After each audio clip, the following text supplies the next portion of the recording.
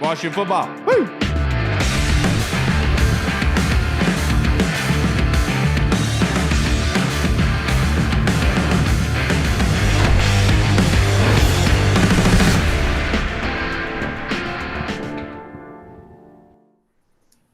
Hello, everybody, and welcome to the Burgundy Zone. I am your host, Kyle, joined by my two co-hosts, Michael Hall and our good friend, Goody. Thank you for joining us on this episode of the Burgundy Zone titled Winter is Coming, with the double meaning there, with the big snowstorm basically taking over the United States, it seems like at this point. I'm not much. I know my buddy Nick down in Florida made a joke that he was going jet skiing today, which I felt was a form of assault. This man Dan was like, man, y'all be safe up there. Hers gonna be hell. It's 75 and nice down here. I was like, yeah, Florida people, man. What can you do? But in this episode, we are going to talk about the latest of the DC search for defensive coordinator from the Commanders, the current state of the team altogether, and then we'll wrap up by answering some fantastic fan questions that were submitted.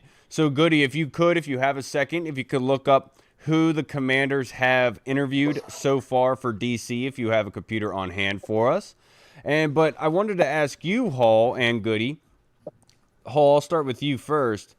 Of the DCs that are potentially available, who is the one that you're kind of clamoring for at this point? Because I know that Brian Flores was number one, everyone's number one, but I said from the get-go, Minnesota is not stupid. They're not retarded, right? Like, they are going to retain Brian Flores. Like, they should not allow him to walk out of that building. So I know that got taken out of the equation. So who would you say is your favorite right now?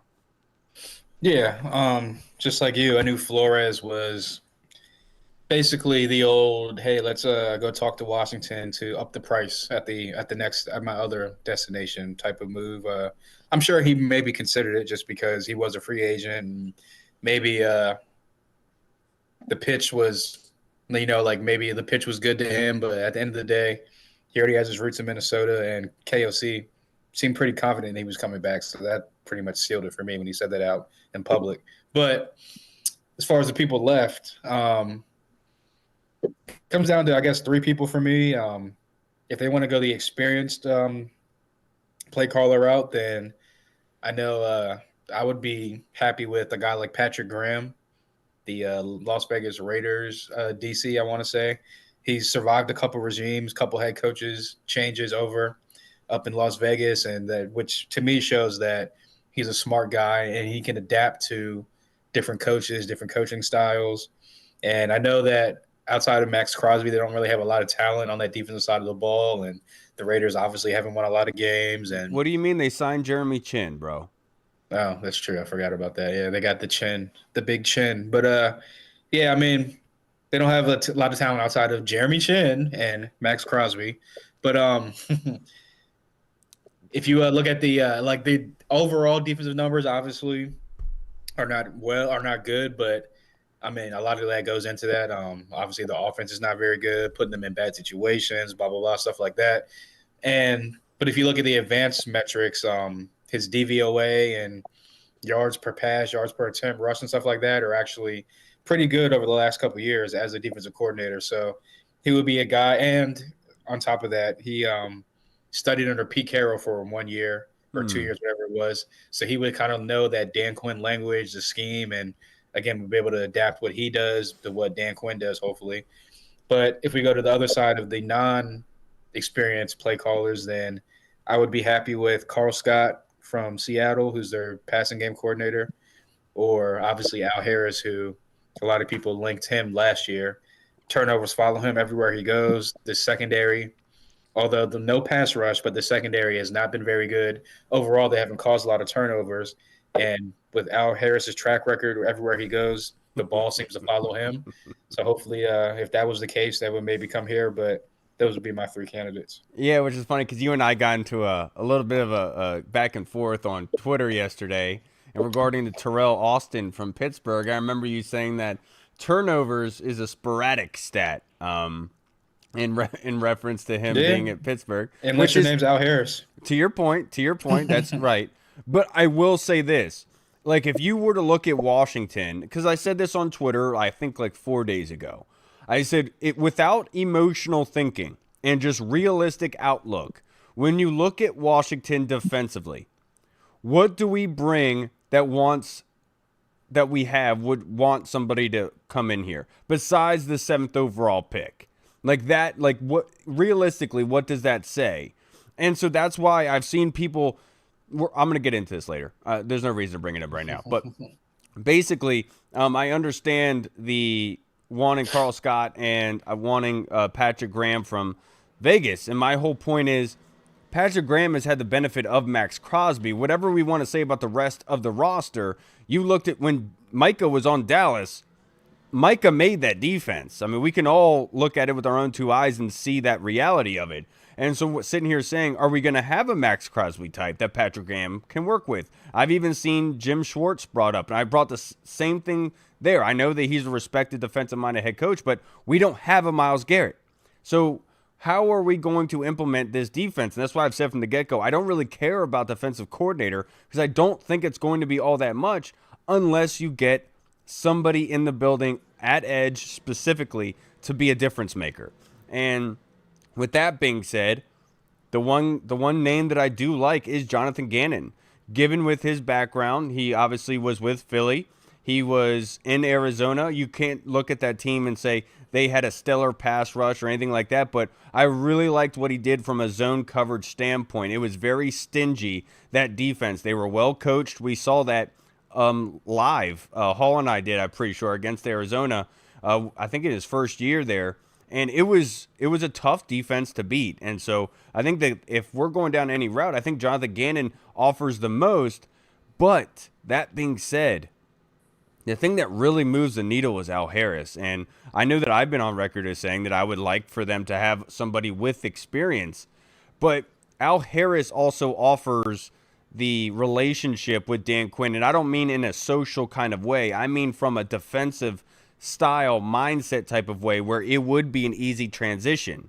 And as much as we would love for that relative in scheme, like it makes so much more sense with Al Harris because you wouldn't have to change all that much from a defensive minded head coach point of view. They both were in Dallas. They saw how this thing worked and they can almost mimic that. And Al Harris is obviously fantastic with secondary guys, but you could also make the argument Joe Witt did too. And that, what did that do for us? But ultimately, I think Al Harris and Jonathan Gannon are up there for me. I think those are the top two assets that you could bring into this football team right now. And I'm sorry, my long-winded answer, but Goody, do you have the search results? Yes. Drum roll, please. So the Washington Commanders have interviewed just about a dozen people for the job. We have Al Harris. We have Jeff Ulbrich, who was retained by the Falcons. Raheem Morris, who's my personal, person that if we got in this building, I would be souped about. Big on Raheem Morris. Obviously, Brian Flores, that's the one that we're waiting for that domino to fall to see if he does take that head coaching job or get that head coaching job elsewhere. If not, he may be retained in Mini. But again, Carl Scott, the Seahawks defensive back pass game coordinator, Denard Wilson, the former Titans defensive coordinator, Jonathan Gannon, as we just mentioned, Patrick Graham, of course, Joe Cullen from the Chiefs defensive line, Al Harris, and Terrell Austin, the Steelers defensive coordinator. That was the most recent one that I can remember seeing. Yes. But definitely quite a list. Washington is doing its due diligence. Everybody kind of had something to say about the selection at offensive coordinator and how quickly it was made and if there was enough due diligence involved. Well, if you're in that due diligence crowd, then here you have it. Washington is going, full length to really get the scope of what's available out there and who's going to provide what they're looking for. So I definitely like it. Obviously, we're still in the playoffs. So there's still other candidates out there, but to the original question, if we had anybody that I personally would like to have in the building, it would be Raheem Morris. Can I ask you why? Yeah, of course. So I've just heard a lot around the league from, well-respected coaches, players, GMs, anybody really, and just saying how he's just as good of a leader of men as, you would say as Dan Q. And I think that he can come in here and kind of really regain this defense that has been troubled for about a year or 2 years now. and just really get us back to a point where it doesn't have to really jump off the stat sheet. It just has to be formidable. And then from there, you have room to grow. But I think we could actually start to get an identity as a defense if we have Raheem Morris on board moving forward. Personally. Yeah, I love the idea of the identity. Right, I know Raheem is kind of a sticking, touchy subject for a lot of people. It's like it's either the polar opposite of the extremes, right? Either one side really loves Raheem Morris and wants him in here, or the other side of the fan base is like, don't have that guy even step into the building, sort of thing. But I agree with you that Raheem, with the head coaching background, there being a DC, you kind of his track record hasn't been the best as overall as a DC. Head coach is one thing. You don't have as much look and say into defense. You don't want to be that micromanager as a leader, right? And that's kind of where DQ was for a lot of his time here in Washington. Is he didn't want to micromanage Joe Witt. He trusted him. He wanted him to be able to do his thing, but when it was so bad, he kind of had to take the reins back. And I could see that from Raheem Morris' standpoint, is where people use those stats from his head coaching tenure for his defense. It's like, well, calm down a little bit. That's kind of a messed up thing to do. It's not fair to Raheem Morris. But I do understand the leadership and the identity part of it. I wholeheartedly do. The other question I wanted to get to you guys, and ultimately, is that I saw that Jalen Burgundy and Goal Report had tweeted out that Logan, Fred Smoot, and Santana were talking about Bobby Wagner and saying that they wanted a new blood in the building, so to speak, and they wanted more reps there. But they also said that they wanted to bring Bobby Wagner back, which really made Jalen angry. Well, not Jalen. It really made Rant angry, and Rant really had an issue with this. So, Goody, I'll go to you first. What do you think about that? Think about bringing Wagner back as a player or as a coach? As a player. As a player, absolutely. Why not? You can't really, obviously, his play has declined in certain aspects of the game and coverage. When you have those middle, the high speed guys coming across the middle on drags and in cutting, he does get beat bad, right? Ultimately, you can't really replace what he brings to that locker room, what he brings to that field on each and every play call. Whether he's retained and he does have the high percentage of snaps, or even if it's a less percentage of snaps, just him being in that room and help grooming the next wave of linebackers on this roster, with having a new defensive coordinator in the building, I feel like it would be the best thing to retain him, because you have that coordinator that's coming in. He's obviously going to want to get his, philosophy, his strategies out, and having a, professional in Bobby Wagner in your room to help kind of move that along, it can only be beneficial, right? So I feel like if we're going to walk away from Bobby Wagner, no matter who the defensive coordinator is, it's going to hurt us. I feel like he should be here as long as he wants to be here. Absolutely. And look, we can look at Logan, we can look at Fred Smoot and Santana and say that they completely contradicted themselves by what they said, which is basically what Rant was saying. But I will put this in perspective.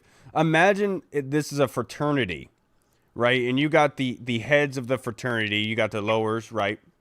Well, Bobby Wagner is the new age head of the fraternity, and they're wanting to move away from him. The guys speculating on him were not head of the fraternity, but they've been away for some years. There is a level of respect there. They don't want to come downright and say, Bobby Wagner needs to be off this team, strap a rocket to his back, and send him to the moon. They're not going to say that. But what they're essentially saying is what we have said for weeks, if not months. We would love for Bobby Wagner to come back in some capacity, but there does need to be a shifting of the snaps, which is essentially what I think Logan, Santana, and Smoot were saying, was where we probably need some new blood at linebacker, but I wouldn't shoo away Bobby Wagner. He can be utilized in a lesser snap count, but there obviously is a liability there. And I wholeheartedly agree with them. I find no issue with what they said. You just got to kind of like read between the lines on what they're trying to say. And they're basically just not trying to be disrespectful to Bobby Wagner in the sense that it does make sense, because Bobby, in the middle of the field, especially in the run game, Bobby is fantastic. I mean, he is so damn good. Besides that one run that Saquon Barkley had against him, where for some reason he just couldn't bring him down for that touchdown. Besides that, in the middle of the field, he's phenomenal. He'll bring down a lot of ball carriers more times than not for a tackle for loss or no gain, and that really gets thrown by the wayside. It's more so the sideline runs, whereas a young guy will help you out in. But in that same breath, the young guy that could get you out to the outside may not cover those gaps as well as Bobby. So where do you find the middle ground there? And that's the big conundrum, is that not everybody takes into consideration that the grass is not always greener. I'm not saying to retain Bobby just strictly because of middle field. But what I'm ultimately saying is just be careful what you wish for. Because as much as you might get that sideline to sideline kind of range with a younger linebacker, you might lose out on the middle of the field ground game stoppage and being able to attack the passer. They've spoken very highly of Bobby Wagner throughout this whole season, these 2 seasons, but more or less this season in terms of defending him. Just from hearing feedback from the fans, I've heard them countless amounts of times. It wasn't even necessarily his fault at times, and when you really look at the film and breakdowns and stuff like that, but they probably interpreted wrongly when they said that. Yes. Hall, do you have any comment on this matter? Yeah, I mean, I agree with you. Well, first off, those guys work for the team, so they're not going to be overly critical of anyone on the team or the roster, and it's a respect thing because he's a first ballot Hall of Famer. Right. But at the end of the day, they gotta. It's not like an analyst or a radio guy that they're probably never going to come across these guys, and if they do, it's once in a blue moon. So if they're overly critical or like say anything bad about him, they got to see him on a daily basis. Like constructive criticism, yes, but like they're just going to not overly just crap on the guy and say like, oh, he needs to go, he's old, he's washed, blah blah blah, stuff like that. Because Bobby will look at them and say, well, what did you do in your career? Exactly, like, you know what I'm saying? Yeah. That's where the respect thing comes from, where it's like the first ballot Hall of Famer. Like, we can't talk down on a guy that's done and achieved way more than we did. And that's no disrespect to those guys. Obviously, Logan was a good NFL tight end in his own right. We know about Smoot and Moss, but yeah, at the end of the day, they work for the team, so like they're not going to be super overly critical. But as far as me, I don't work for the team. No, I'm just joking. But let them have it. Let them have it. No, but look, I'm pretty much as everyone's been saying this for the most part, that if they're going to bring Bobby Wagner back, I have no problem with that, because at this point, he's like a on the field coach in the locker room type of coach while also playing. But at the same time, if you're going to give him more snaps than a Jordan McGee or whatever the next up and coming young linebacker is, then I don't want him on the team. I want those young guys to get those reps, get those snaps. If he's going to come back in obviously like a first down, like a base defense, first down, like obvious run type situations where he thrives still for the most part, I have no problem bringing back Bobby Wagner in that capacity. But if they're going to put him in 99% of the snaps, 80% of the snaps, 75% of the snaps on a daily, game-to-game, week-to-week basis, I don't want to see that anymore. So yeah, because like I feel about it. I always do this. I always break you up. But man, I was always done. If I had to ask you the honest question, if you were a defensive coordinator and you had Bobby on the field with you for all 4 snaps, right? He was playing every single snap for you defensively. In a passing situation, who would you feel comfortable with Bobby covering? In a man-to-man situation, or like a zone, drop to your zone? Man-to-man. Even in zone, you could make the argument for. Maybe Bates. Yeah, like that's a stretch. Like a slower, bigger tight end, like a Darnell Washington that's like a space eater in the middle of the field, maybe. But outside of that, like literally probably nobody. Maybe a fullback. Like he should be rushing. Like that's what I'm saying. Yeah, that's my whole point. That's what I'm saying. Like if he's going to be in there in obvious run situations, or if you want to put him in a pass situation, like you said, send him on a blitz type of thing and drop someone else back in his place. Yes, and I do feel like there wasn't a lot of creativity when it came to Joe Witt and those type of things. And when it did kind of try to get creative, it was in like the wrong situations. But yes, to your point, if he is going to be in there more than the amount of snaps that people want to see, at least get creative with him and do something else other than, hey, go cover that guy, or just, hey, drop to the middle of the field and still get beat anyway.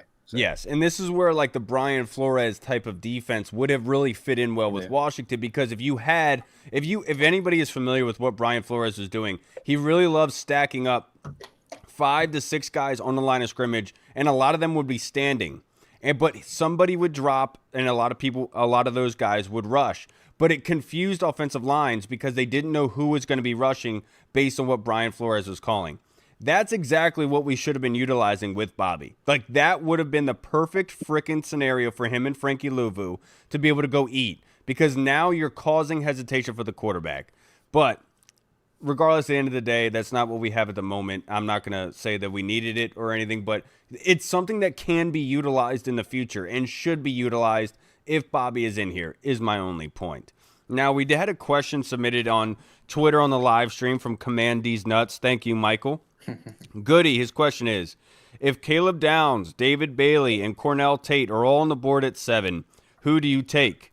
Also, if we hire some no-name DC, should DQ be involved with the defense? If those 3 are on the board, did you name a rusher? Yeah, David Bailey. I would probably take the rusher. I would go with the rusher. You know, it just has to happen, right? That domino has to fall, and it's not even reaching or, you know, by necessarily need. You know, those are very highly talented players. You can't go wrong with either of those picks.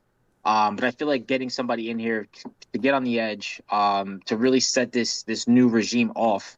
We haven't had a cornerstone on the edge since we've had this new regime. Mind you, it's only been 2 years, but we're going on year 3 here, so you kind of want to get your guy in house. And if there is a defensive coordinator that comes in that's quote unquote unknown, I would expect Dan Quinn to, you know, within the hire that would probably be addressed, right? So I would assume Dan Quinn's letting somebody into that office to run their show. Obviously, he has to manage every aspect of the team, so he would have input, I'm sure. But in terms of having a D coordinator come in here and kind of, you know, not run his operation, I don't see that being a successful kind of hire. I think if you're going to hire somebody, you hire them to do what they do best. You don't hire them to do what you necessarily, you know, prefer. If that's the case, do it yourself, you know? Yeah. So in regards to the draft question, it's funny because Caleb Downs right now on PFF's big draft board, Michael, Caleb Downs is listed as the number 1 overall prospect in the draft. The next safety for PFF, I think, is in the 40s. And I think McNeil Warren is like right near there from Toledo in that area. So there's a huge drop off from safety. So Caleb Downs really is like the number 1 blue chip guy that you could say at the safety spot to say that, okay, this is your solidified guy. And there's a huge drop off for it. David Bailey, I think, would be fantastic. You know, I really want an edge rusher. That's where I would put a lot of my stock in, but we do have to take into consideration what's going to be available in the draft later on. What are you going to be able to do? In regards to Cornell Tate, I won't shoo away Cornell Tate, but at the end of the day, you can find productivity out of your wide receivers. If you look at New England with Drake May right now, they brought in Stephon Diggs, but like I've said for many years, the quarterback makes the wide receiver.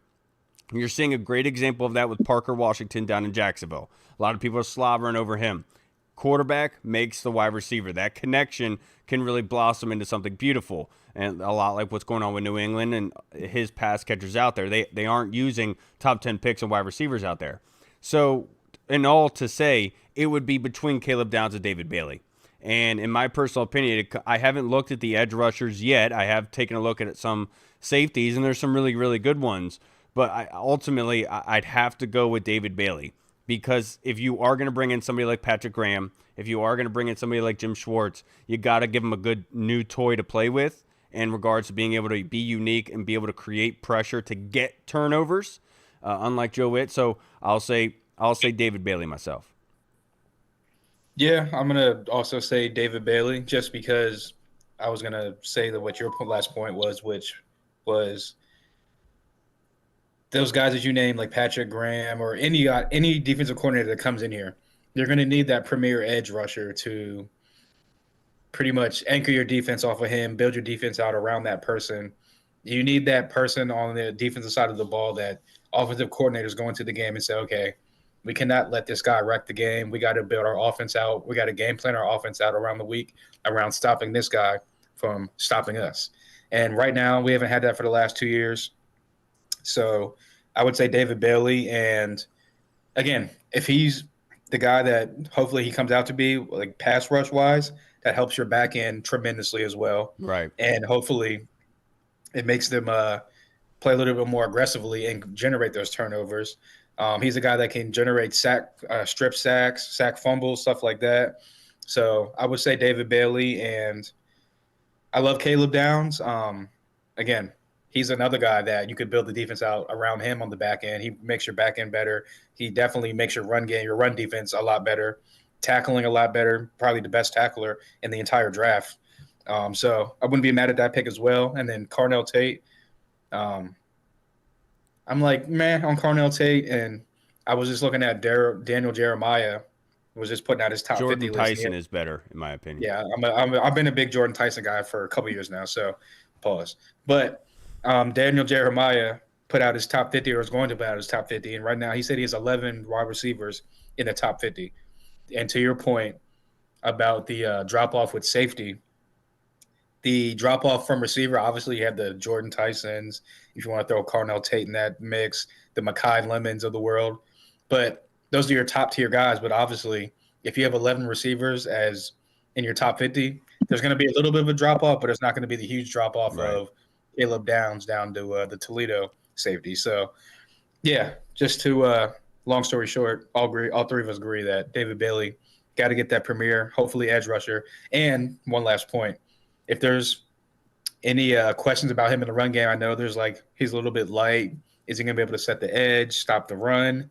I would say to that, build your defense out around him better so you can get to those third down passing downs to let him go eat and do what he does best. So that's how I feel. Yeah, and we kind of saw that this year. That was their kind of basis of building the defense, especially the defensive line, was specifically towards the run, and then what happened there. Now, we also have another question submitted by Bobby Gold on Twitter. He asks, Goody, is it a mistake to have kept Quinn around for the coming year, given all the talented head coaches that were available? No, definitely not a mistake to keep Dan Quinn in-house. A lot of times people look at, the situation with all the vacancies at head coach and look at it as that's what it's supposed to be. When coaches get fired, that's not a good thing. If you have a head coaching vacancy, that's not a good thing. You're not a happy franchise at that time. You're in search, you're in panic. You have to, plug the hole in the ship before it sinks kind of thing, right? So for us to be in a position where we have our head coach, we have our our identity, our brotherhood, everything that we've built since this new regime has stepped through the doors, we have that. So in order to kind of prepare to better your team, that's the first thing, right? So we're already a head start of those 9 franchises that are in scrambles, trying to fill that position of the head coach, the most important position on the team, really. So yeah, I don't think Washington did any ill by keeping Dan Quinn on. Of course, you don't really anticipate all those coaches being fired either. It kind of happened over time. It wasn't just one, crapshoot of coaches getting fired, but it did happen rapidly. It's a ton of openings.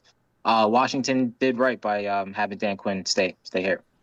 You can make the argument that every year is like this, and there's capable guys that could be head coaches, because essentially they're a lot like baseball and MLB managers in the sense that they're not typically you'll have the Kyle Shanahans, the Sean McVays, the Mike McDaniels calling plays, very much involved with the on the field product.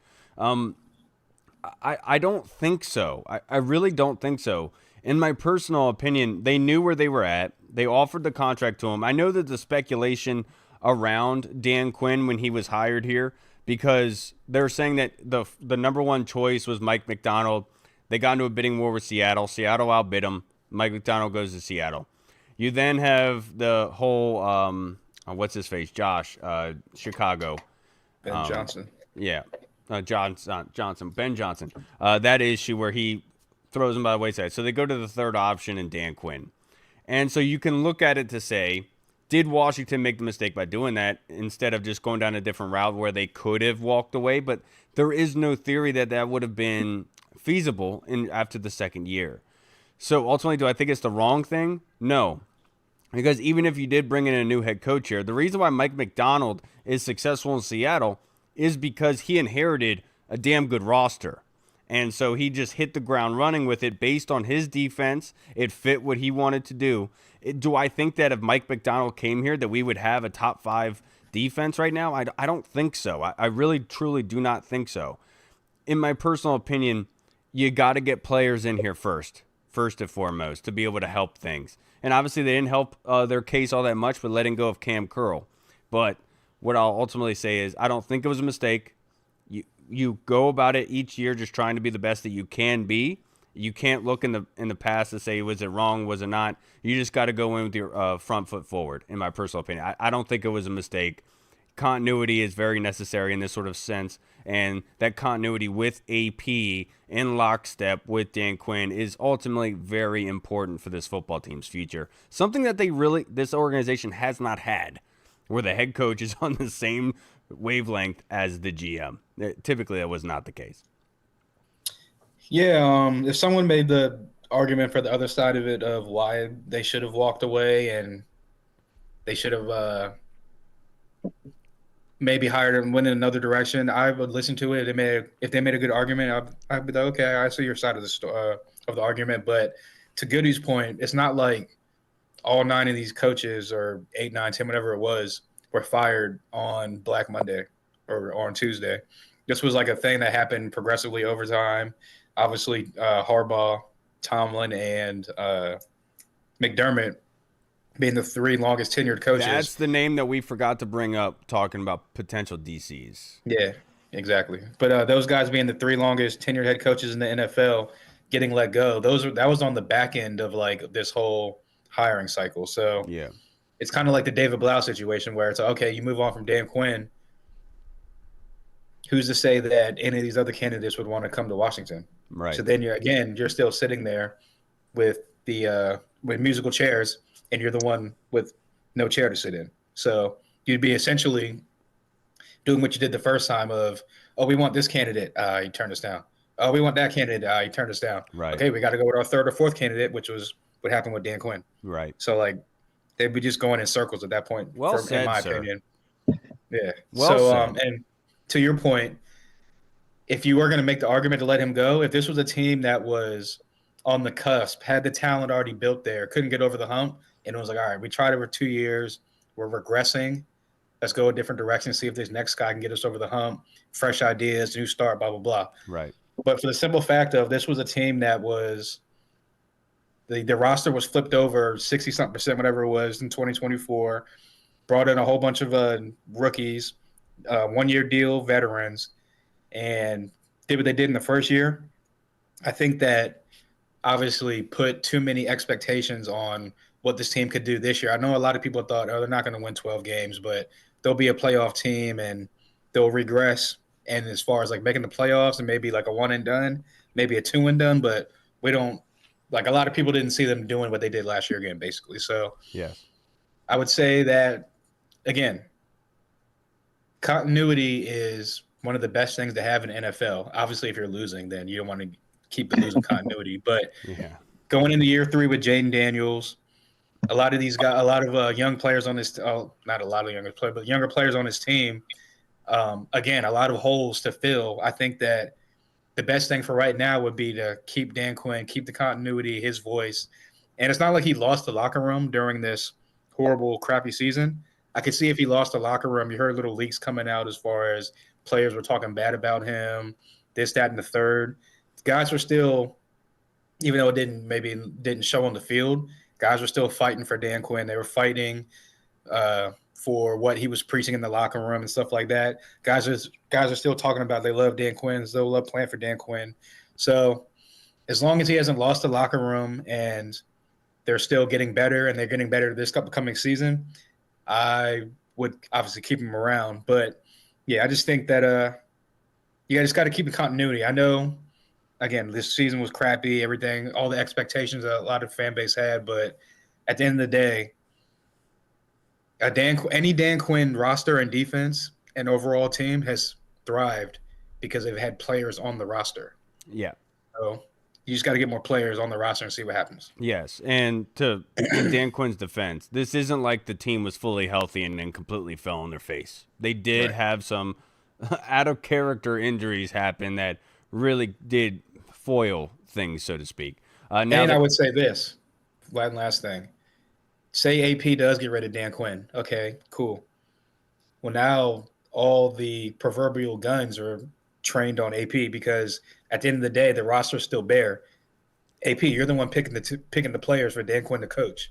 So if Dan Quinn is coaching these bad players in people's eyes, who's the one picking the players? That's AP. So now everyone's looking at AP like, hey, what are you doing? That's your job. So I got you. Now this next question that was submitted by Ken Johansson, our boy. Thank you, Ken. Burgundy Burner in Twitter. His question is, Goody, is it true, as some are speculating, that Washington is unable to attract a talented defensive coordinator due to the perception that Dan Quinn could be in a lame duck season in 2026?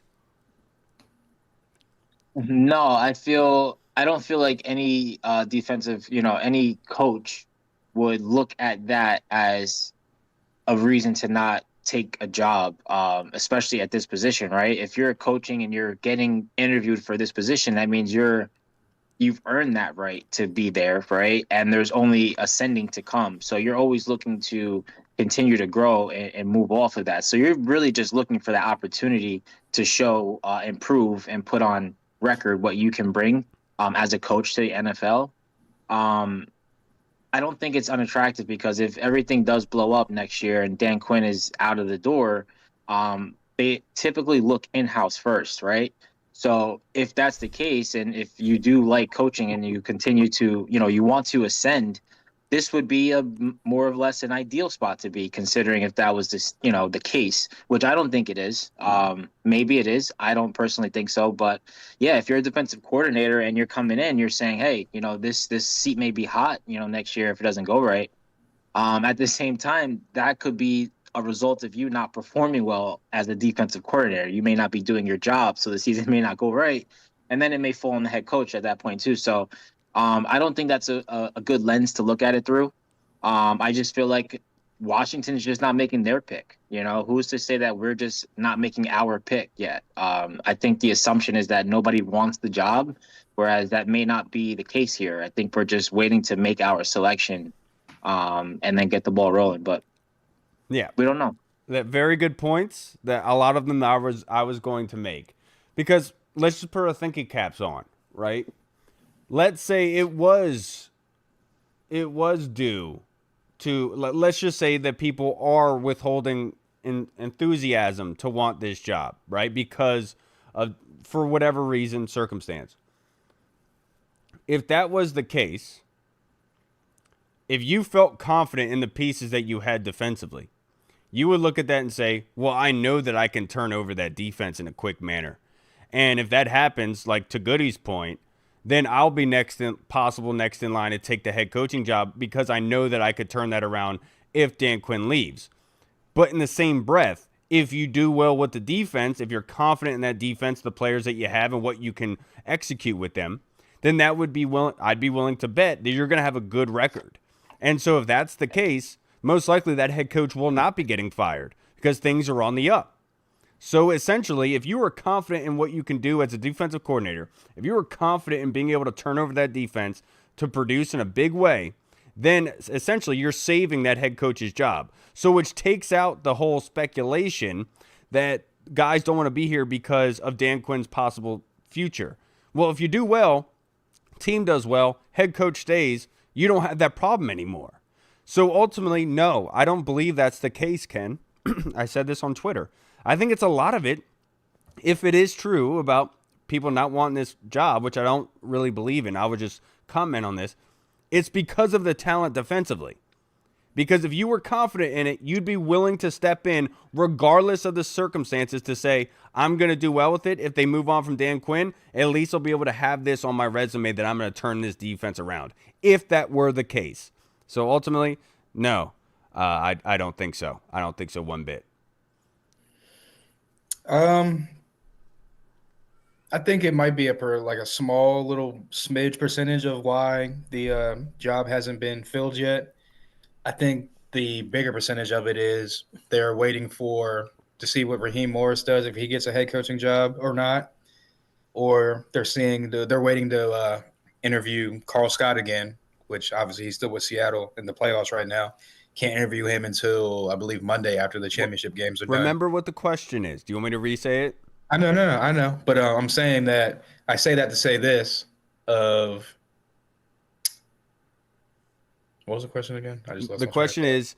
is it true some are speculating that Washington is unable to attract a Okay, yeah. So that's what I'm saying. Yeah. defensive coordinator due to the perception that Dan Quinn could be in a lame duck season in 2026? Yeah, so I was saying that before to say this that yeah, a small percentage of it I think is that they're looking at the roster or the players on defense saying like, okay, I don't really have a lot to work with. I'm looking at other opportunities with openings saying I got a lot more to work with over there. Um Obviously a lot easier of a job if you have better players to work with and that can maybe ascend me faster to where I want to get as a coach. But I would say that looking at this roster, and you could say that yes, that it's bare, but at the same time, they also have 30 something spots that they need to fill on this roster. So, and they have the seventh overall pick, and they have some money to spend in free agency. So, if I'm a defensive coordinator, I'm looking at it like, okay, clearly these guys know that the problem is the defense. They're probably going to spend a lot of money on the defensive side of the ball, get some players for me to work with. They're probably going to draft at number 7, more than likely, a defensive player. That's another piece for me to work with. Okay, now I got a couple of hopefully I got some more talent to work with, and there's hopefully nowhere to go but up. So whoever takes this job is gonna hopefully turn it around to a point where the numbers are better, they're flying around, looking better on the field. So you're gonna put that on your resume, like Goody said, that adds to your resume of they had a horrible defense last year. Correct. They brought this guy in. He turned it around to a average to slightly below average defense in 1 year. Maybe he is a pretty good coach. He's Right. getting the most out of those guys that the previous guy didn't do for the last 2 years. So, yeah, I do think that part of it, a little smidge of it, like the top guys, like a Flores, maybe a Gannon, and he's looking at weighing his options. Guys like that are considered the top options. I do think that they're looking at it as far as okay, it's a little bit bare over in Washington. Say a team like Green Bay or Minnesota before Brian Flores came back. Okay, I got more pieces to work with there. I can ascend faster with a better defense. I got a Micah Parsons. I got a You're making my whoever. point for me. Thank Yeah, you that's so my point. much. So yeah, so I just think that yeah, I think it's a smidge part of it, but at the same time, a young, hungry coach that thinks highly of himself is looking at this like, if I come in and turn this around, people are going to be looking at me like, oh, that's a damn good coach right there. So that's how I would look at it. Yes, You which have a is good point. Sorry, because like the face value of it, based on the question, is like, yeah, it may not seem attractive for XYZ, but when you look at it a little bit deeper in terms of how much money we have, how many holes have to be filled. So this defensive coordinator could literally select players that fit their specific scheme. It's not like you're coming into a roster that has long contracts and you really want to filter some of those guys out. There's already a ton of holes, and you have the number 7 overall pick. So you could really sell that, say, hey, we have the money, we have the top pick, a lot of defensive guys up there. What do you want to do? What's your philosophy? So I think it is a little bit more attractive than the face value shows. I'll say one more point. Essentially, the argument being made is the cog in getting a defensive coordinator in here that's talented and young is Dan Quinn's pending future with Washington, which is the argument all three of us are not making, because when you look at it just from face value, like Goody said, we do not have the pieces that other defensive coordinators have the option to go to, like Green Bay, like he talked about, like the Titans possibly, like other ones where you're Baltimore, where you're looking at it saying, well, I have some pieces I can work with to do really well with, right? With Washington, you don't really have that feeling overall. So it's more, for me personally, I said this on Twitter, it's more about the talent than it is about Dan Quinn's future at the end of the day. If that was the case. I would say this. If a lot of the people around the league think that, and with in the fan base, whoever it may be, media, whatever, blah, blah, blah, think that Jaden Daniels is who we all think he is. And when he's healthy, he's at minimum top 10 quarterback. And you already have a offense that, well, may start off slow, takes time to gel. The pieces are there as far as like the offensive line is set. You have a running back, hopefully, that is going to keep ascending. You have a wide receiver. You obviously have a franchise quarterback. So if I'm a defensive coordinator, I'm looking at it like, okay, I have a guy that I know is going to put points on the board when healthy. I have a guy on the side of the ball that is going to be able to move the chains and give my team some rest to be able to make adjustments. So I'm not just looking at it like, okay, I got to come in and save this team because the defense is so bad and the offense is mediocre. So, like, it's all going to be on us. The pressure's all on us. Like, no, the pressure's on the offense to put up points and do their job. The defense's job is just be average at minimum, at best. So if I'm a defensive coordinator, I'm like, okay, while Dan Quinn's seat might be hot, again, I'm looking at it from a standpoint of I'm coming in here, but these guys have money to spend and a high draft pick and hopefully get a top-tier blue chip type of player that I can coach around and then ascend my coaching status. Yes. So essentially, long-winded way of saying, Ken, no, we don't believe it has anything to do with Dan Quinn's future, basically. Right. Now, the next question we have submitted, Hall, this is from the Colonel. Thank you, sir. Rico Street Scores is recently voicing concern over the lack of experience of our recent internal hires. David Blau is just 30 years old, and the two promoted assistant offensive line coaches are also limited experience-wise. Do you share his concern, or is the organization turning a new leaf and getting younger across the board? Yeah, I share a little bit of that concern just because you have a offense that you would like to think is pretty much set up as far as, like, again, the offensive line, the quarterback. You had a piece in the passing game and the tight end as well. Just a couple pieces you need to add to the offense to make it a full, like, hopefully a well-flowing offense, high-powered offense. So, yeah, I know that obviously it's going to take a little bit of time for them to work in, like, new terminology, new offense. They're going to take a little bit of time to gel. More than likely some new, like, top-tier weapons for Jaden outside of Terry. It's going to be a new tight end probably. There's going to be hopefully a number two option outside of opposite Terry. So that's going to take a little bit of time to hit the ground running as far as, like, consistency. But I do think that having everyone aligned with the same type of, like, okay, like, these guys work with David Blau, the guys that David Blau has hired as far as offensive line coach, assistant offensive line coach. Some of the guys he's retained, they know what David Blau wants to do as far as, like, how he wants to run his offense, how he wants to attack the opposing defenses, his philosophy, what scheme he's going to implement. So I do think that having guys that are all aligned on the same type of thinking, what they want to do with the offense is a good thing. And while they are young, you got to start somewhere. And hopefully we're finding guys that are young and ascending. And Dan Quinn talked about when he came in that it's not just his job to develop the players, but it's also his job to develop coaches. That's correct. So hopefully he's developing these coaches into guys that are going to become head coaches one day or whatever it may be. So offensive coordinators, whatever it may be. So, yeah, I have a little bit of concerns because, again, you would like to think you have a ready-made offense outside of a couple pieces here and there that can hit the ground running with an experienced guy that knows what he's doing. But at the same time, I like that they're starting off with some young guys that are young, hungry, want to put the work in, and are going to hopefully grow with Jaden and hopefully a younger offense as well. Yes. But Goody, I'm going to answer this, and then we're going to move on to the next one because we got to go rapid fire for the last 10 minutes here before my kids make my wife's head blow off. No, I don't share that same concern. Specifically being that the offense is better set up future-wise, overall setup. Offensive line being the most important aspect of the offense is set up for success. So you could make the argument that that is probably the best area to have a younger person step into. And I've said this to Al Goldie on Twitter. I don't think it's because people were looking at the hire of the assistant and the offensive line coach saying, Dan Quinn didn't like Bobby Johnson, but he liked the assistants. That's not what's going on here. What's going on here is what David Blau wants to do scheme-wise.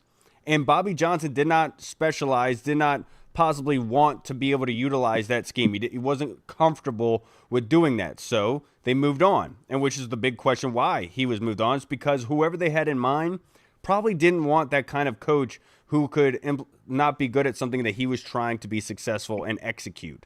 So that's where it lies, is that they know that these assistant coaches do specialize in that area. So we should be very optimistic about what they can do. Is it being totally young across the board? I don't think that really has anything to do with it. I don't think that you should go in saying, like, that's ageism, right? Like, you don't want to come into this saying, we only want young guys now, so older guys, you kick rocks. I think this is all about making David Blau comfortable, doing what he wants to do, getting him set up for success. And we know that David Blau had a lot of experience with those coaches on the offensive line, so that's why they were promoted at the end of the day. So I am very optimistic because that's where the best arsenal is the offensive line and offensively with Jaden Daniels. So no, I am not pessimistic. I am not down on it. I'm actually very excited for it. I am more so have my eyes on the DC and what talent gets added defensively, because what we have learned in these playoffs is you got to have a good defense. You have to have a good defense at the end of the day. As much as Hall wants to talk about how offenses rule the NFL, that's regular season. You could talk to Jerry Jones about that. Defense is what gets you to the playoffs. Now, let's go to the Discord for some fan questions that were submitted. This one from Deluxe. Goody. Deluxe asks, many are thinking that the DC hire is taking a long time because nobody wants a job. If people didn't want the job, why would Flores interview? In prediction time, when the hire happens, will fans be happy or disappointed with who they pick?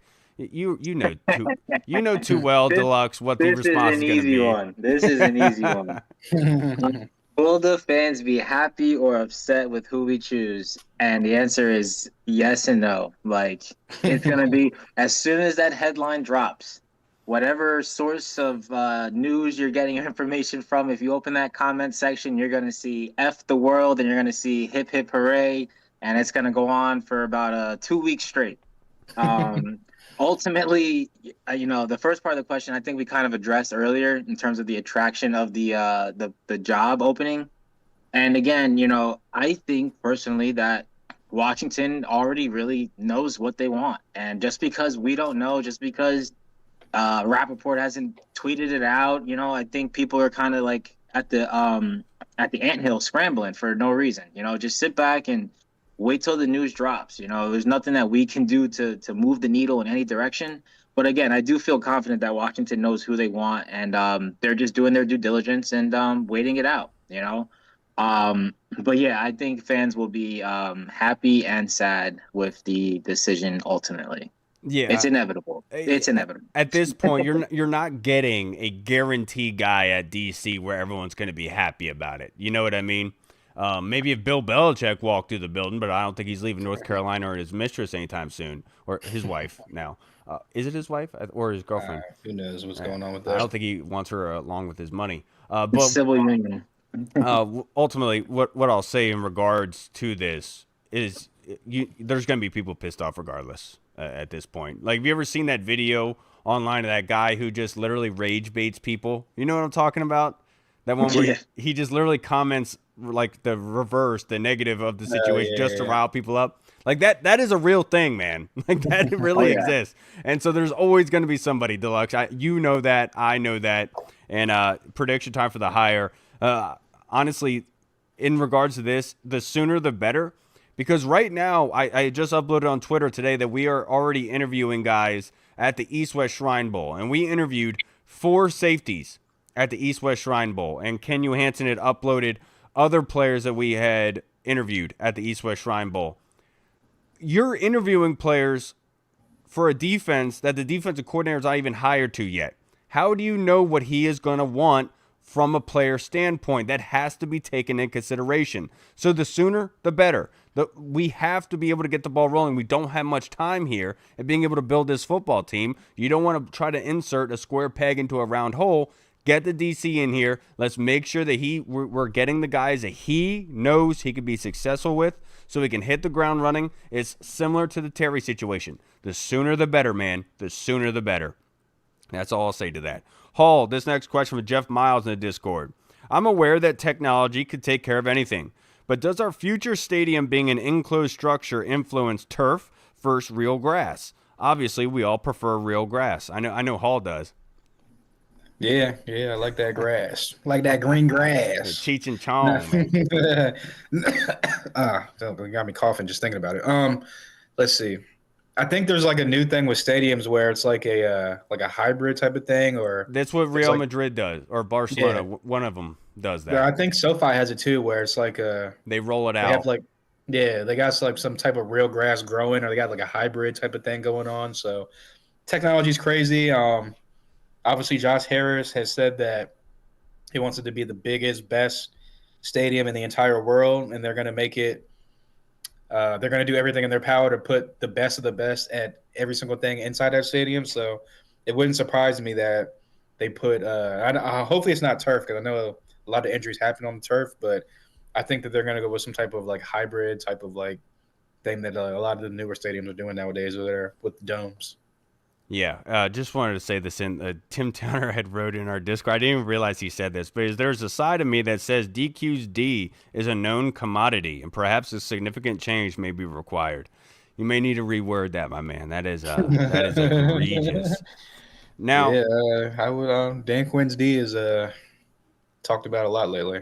yeah, you always want to go with real grass, even if it's a hybrid type, whatever have you. That's one of the reasons why that dome is there, right? That you could see through it, so the sunlight hits it for allow it to grow. I'm sure they're taking all this into consideration. You don't put up $1 billion stadium without taking into consideration what the field is going to be like. I would prefer real grass. I'm sure the players would prefer real grass. That's where humans are naturally evolved with, is real grass instead of turf.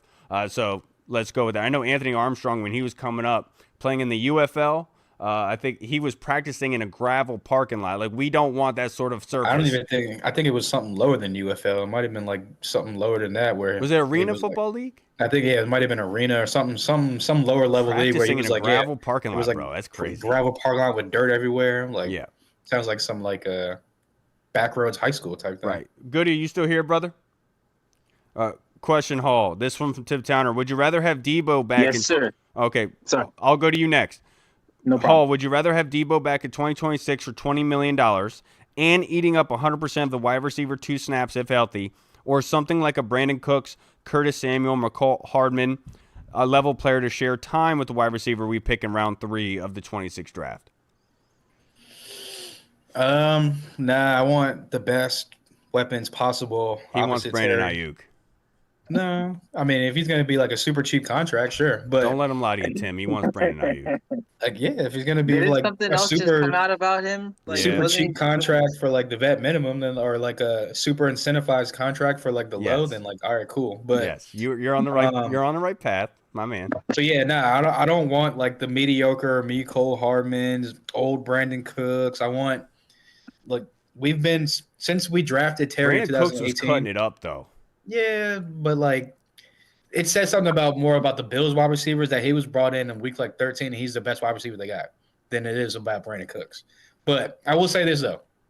Brandon Cooks is pretty solid everywhere he goes, except for New Orleans. He just like disappeared this last season before he got to Buffalo. But long story short, we've been looking for someone opposite Terry since 2018 when we drafted him. Every single year it's, oh, this guy, he's going to be the guy. Oh, this guy's going to be the guy. This guy's going to be the guy. I just want to get, even if it is Debo, I would say I would take Debo because he's familiar with Jaden. They already had that chemistry going. He would obviously know Blau and what he's going to bring to the table. And I think he would already kind of, like I said, kind of fit in, hit the ground running with the offense because he already knows the pieces, knows the quarterback. And we never really got to see Terry and Debo opposite each other and what they can actually do. And I would just rather have Debo out over like a Curtis Samuel, Mecole Hardman, those type of like just random, just bounce to a team every other year type of guys. In my personal opinion, I've said this, I want Debo back, but I'd rather play hardball with him in order to bring him back at the lowest number possible. I do think that, like Hall said, it's very important for Terry McLaurin and him to be able to be on the field together to really see what they can do with Jaden Daniels.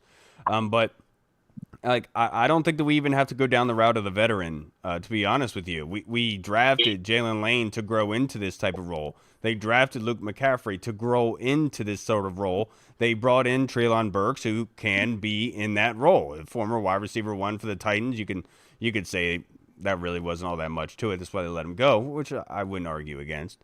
But you have the capability there. And like I've said before, I believe the quarterback makes the wide receiver. So I really do think that the best case scenario for all of this is getting Debo down the lowest number possible and letting Jaden Daniels make these wide receivers and raise their floor. We could talk all day long about wanting more talent at wide receiver. That's the ultimate difference and everything. We just got to stay healthy, in my personal opinion. If we stay healthy, we could possibly have that sort of thing. So that's all I'll say. I would say this, right? Only, like, I'm taking Debo back 100%, right? You can't do that to David Blau. He's obviously got a lot on his plate, and a lot of people pressuring him just because he's quote unquote inexperienced and young. But with him being on this roster for the past 2 years, having Debo last season with a main focus of the offense, you don't think that when he's in his office and he's designing plays and drawing up things, that Debo would not be a huge asset for him to be a young offensive coordinator come out. So I think having that piece is very, very important for David Blau. Ultimately, we went to the NFC Championship last year with Terry McLaurin, De'Ami Brown, Olamide Zaccheaus, Noah Brown. Like we got that done with not the top tier talent.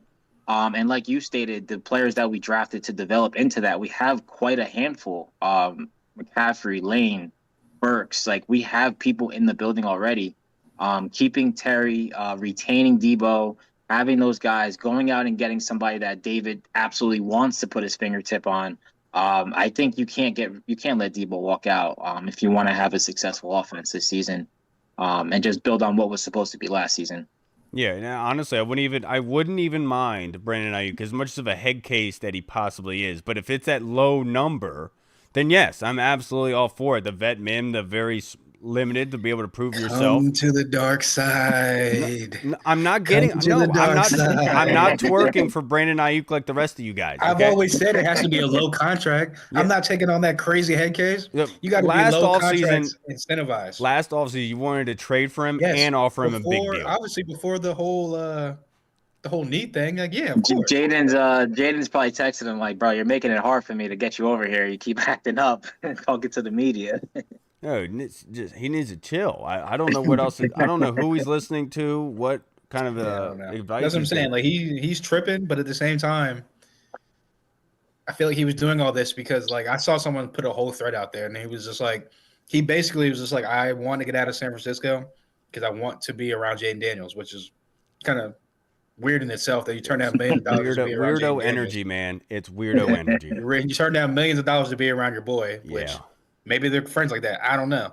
But all I'm saying is my whole thing was after the whole injury and the whole whatever, if they're gonna be go after him, then yes, it has to be a super low contract with incentives to make him actually like stay focused. That's all I'm saying. Essentially very similar to what Terry got for a much lesser number, incentivized base, right? And you can make the same argument for Debo in that sort of area if they were to bring him back. But that's an area that you could go down in this sort of instance, but that would also stop you from, with your young guys, being able to progress and to get better. And I'm pretty sure that's probably the logjam that Adam Peters is in, because he wants to show that his draft picks are going to be able to produce.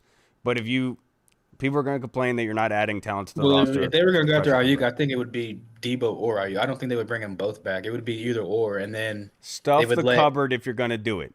Of course, but I'm just saying, like, you're talking about Luke McCaffrey, Jeremy Lane. They drafted those guys to grow into that position. Well, if you bring in, you got to pick either or. If they're going to go that route, Debo or Ayuk, then I would say, all right, now you got your two outside guys, and let Lane, Burks, and McCaffrey fight for that third receiver, fourth receiver, slot type of guy. So I think they're ready, man. Once you get a taste of the amount of action that those guys got this season, you know how their off season must be like in their minds, thinking about like, all right, our starters are coming back, they're healthy. Now I'm gonna get channeled back down. Like those guys are probably going more hard than you could imagine right now. So I look forward to see what that training camp wide receiver room looks like, how it shakes out. Yeah, what was it? What's his face? Graham said Debo was fat before the season to our boy, and just gotta say Debo didn't look all that fat this season, man. He produced. All right, everybody. That's going to wrap us up for this episode. If you made it this far, you're a freaking champion. Thank you to everybody who really was involved in being able to make this episode happen. Thank you to Ken Johansson. Thank you to Bobby Gold. Thank you to Michael. Thank you to the Colonel. Thank you to Deluxe and Tim. Appreciate all of you for tuning in this far. If you haven't yet, please like and subscribe on YouTube. Appreciate you all. Love you guys. I hope you are safe in the snowstorm. I've already salted my driveway. Sure. My son and I were out doing that earlier. I hope you guys are just solo dolo. Huh? Thugging it out, solo dolo in the storm. Are you really? What? They go to the parents' house? Yeah, because they got like all their snow stuff over there. They got like hills they can sled on and whatnot. So. Okay. Yeah, I'm Nice. excited for tomorrow. Tomorrow's going to be fun. I'm going to shovel and take my kids sledding. It's going to be a good time. All right, everybody. Be safe. Enjoy the winter weather. Hopefully, everyone's power stays on. If you don't got backup generators, stay warm. Unlike me in this garage. All right, everybody. I'm Kyle. I'm Hall. Goody. And we'll see you guys next week. Washington football. Woo! Peace. What's up, everyone? This is Kyle from the Burgundy Zone. We are releasing our own merch to support the show. If you want to rock the Burgundy Zone logo or you want to see Reed's face on your shirt, we got it. We're starting with t-shirts, hoodies, and zip-up. So if you're a fan of the show, make sure you snag one before they are gone. Check out the link in our bio on Instagram, or you can find the link in the description of the video. Thanks again for all your support. Until next time.